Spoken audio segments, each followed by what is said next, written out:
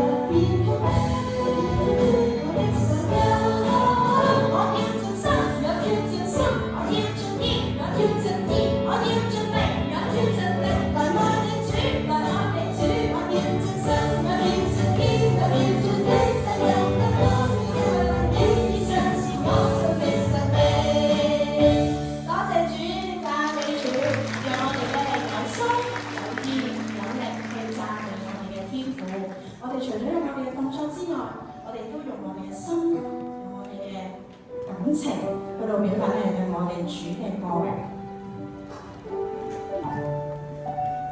主啊，感謝你，你讓我哋每天經歷新嘅恩典。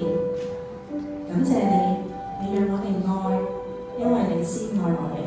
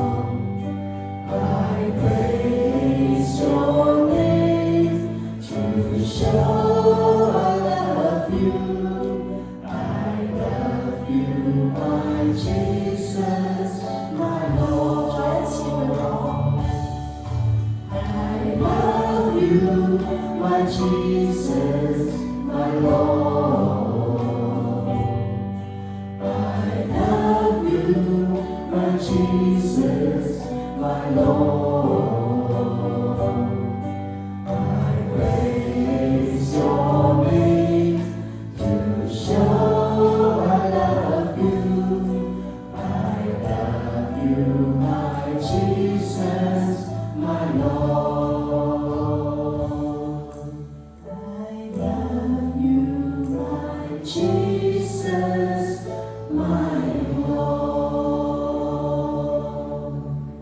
多謝你，讓我哋學習開口同我哋知，我哋愛你。除咗用我哋嘅聲音，我哋更加會用我哋全個身體，由頭到腳趾尾都去讚美我哋嘅天父。我哋仲會以我哋嘅舞蹈一齊去到敬拜我哋嘅主。無論身邊父俾你哋嘅手手腳腳，一齊去讚美我哋嘅天父。